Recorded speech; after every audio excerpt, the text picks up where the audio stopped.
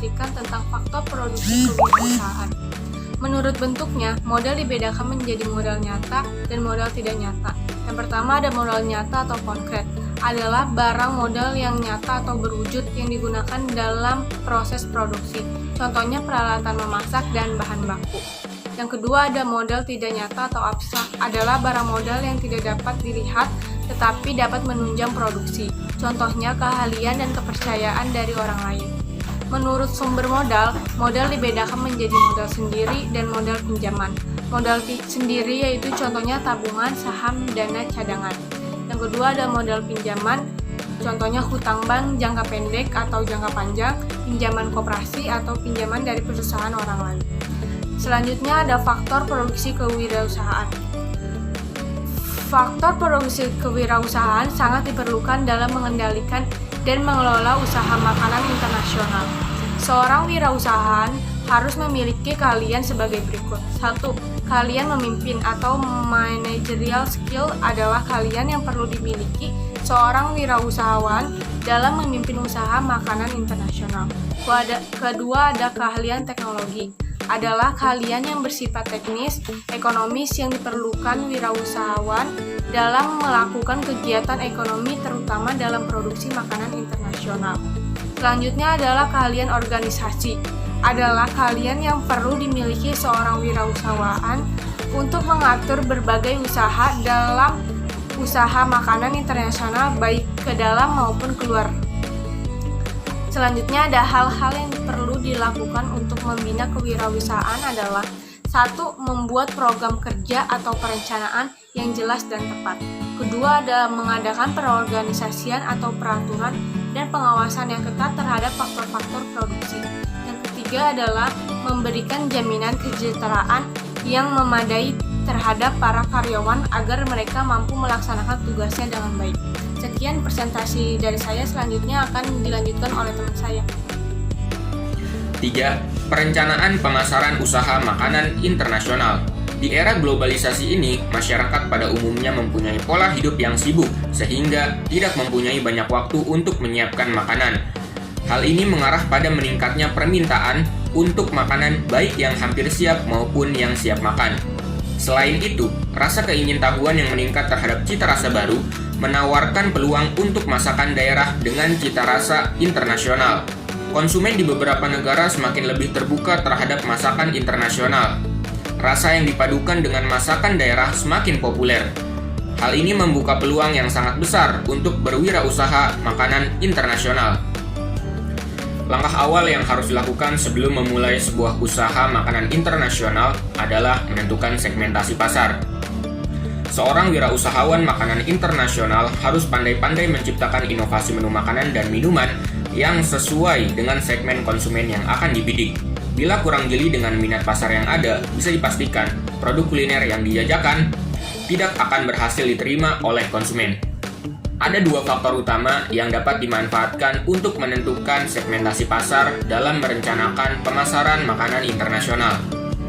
Yang pertama adalah lokasi usaha dan yang kedua adalah harga jual. Lokasi usaha, segmentasi pasar bisa dibedakan berdasarkan lokasi usaha tersebut berada. Oleh sebab itu, perhatikan kebutuhan dan minat konsumen di sekitar lokasi usaha agar produk yang ditawarkan sesuai dengan permintaan para konsumen. Sebagai contoh, macam menu yang ditawarkan di kantin sekolah tentu tidak akan sama dengan menu makanan yang berlokasi di daerah perkantoran. Yang kedua adalah harga jual. Harga jual produk juga bisa menjadi salah satu faktor utama dalam membedakan segmentasi pasar. Sebagai contoh, harga makanan di lokasi pelajar tentu lebih terjangkau dari yang ditawarkan di daerah karyawan.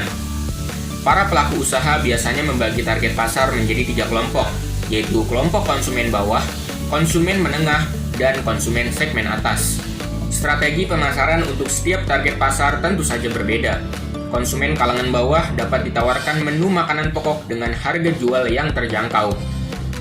Sedangkan untuk konsumen menengah bisa memadukan antara makanan dan minuman internasional dengan harga jual yang tidak terlalu mahal. Dan untuk kalangan segmen atas, yang terpenting adalah pelayanan prima dan kelezatan cita rasa kuliner yang disajikan. Segmen atas biasanya tidak memikirkan uang yang mereka keluarkan, namun yang terpenting adalah kepuasan yang bisa mereka dapatkan. Dengan menentukan segmentasi pasar sebelum memulai usaha, maka secara tidak langsung telah memilih fokus usaha yang ingin dioptimalkan untuk meningkatkan daya saing dan strategi pemasaran yang paling efektif untuk memulai usaha makanan internasional.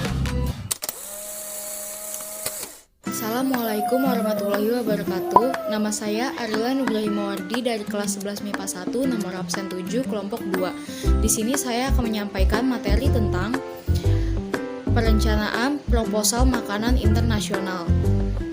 Berwirausaha makanan internasional merupakan salah satu upaya yang dapat dilakukan untuk keluar dari krisis ekonomi. Banyak jenis makanan internasional yang bisa dibuat dan memiliki harga jual yang cukup tinggi. Seseorang yang akan memulai usaha makanan internasional sebaiknya membuat perencanaan yang disusun dalam sebuah proposal. Isi dari proposal tersebut meliputi yang pertama yaitu visi dan misi, yang kedua yaitu tujuan kegiatan usaha, yang ketiga yaitu maksud kegiatan usaha, yang keempat yaitu profil usaha makanan internasional, yang kelima yaitu strategi pasar. Yang pertama, segmenting. Segmenting pasar adalah dengan menjadikan pembeli sebagai target utama untuk tercapainya sebuah produk. Yang kedua yaitu targeting. Target pasar adalah pada kalangan masyarakat setempat penggunaan produk. Yang ketiga adalah positioning. Positioning adalah inovasi dengan cara menambahkan bahan baru untuk membedakan makanan ini dengan makanan yang telah ada sebelumnya.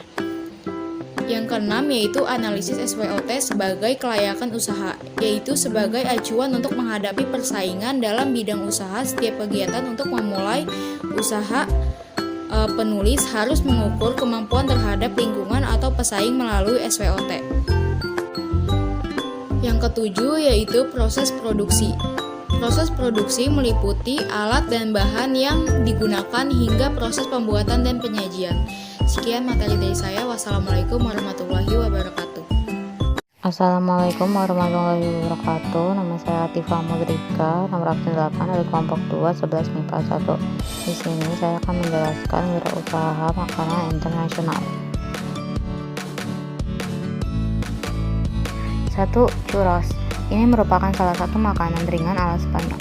Makanan ini memiliki adonan yang hampir sama adonannya dengan adonan donat, namun tidak seperti donat pada umumnya.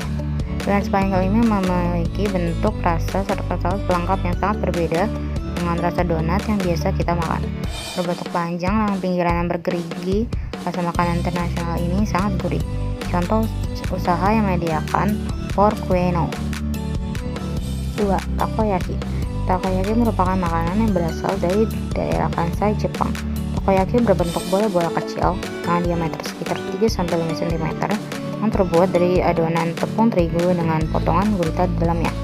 Bola-bola tepung yang awalnya berisi potongan daging gurita ini bisa Anda ubah dengan berbagai varian rasa, seperti daging ayam, keju, bakso, dan telur. Contoh usaha yang menyediakan Jiji Takoyaki. 3. Pizza. Pizza adalah hidangan gurih dari Italia, sejenis adonan bundar dan pipih yang dipanggang di oven dan biasanya dilumuri saus tomat serta keju dengan bahan makanan tambahan lainnya yang bisa dipilih. Keju yang dipakai biasanya mozzarella atau keju pizza, bisa juga keju parmesan dan beberapa keju lainnya. Contoh usaha yang menyediakan Pizza Hut, Domino's Pizza. 4. Hamburger. Hamburger adalah sejenis makanan dari Amerika Serikat berupa roti berbentuk bundar yang diiris dua dan di tengahnya diisi dengan patty yang biasanya diambil dari daging. Kemudian sayur-sayuran berupa selada, tomat, dan bawang bombay. Sebagai sausnya, burger diberi berbagai jenis saus seperti mayones, saus tomat, dan sambal serta mustard. Contoh usaha yang menyediakan McDonald's, Burger King. 5. Taco. Taco adalah makanan khas Meksiko yang terdiri atas gulungan atau lipatan tortilla yang diisi dengan berbagai macam masakan di dalamnya. Salah satu versi taco terdapat di makanan khas Tex-Mex, yaitu breakfast taco yang terdiri atas telur dadar dan kombinasi kentang, sosis, dan atau daging babi asap. Contoh usaha yang menyediakan Taco Bell khas Meksiko.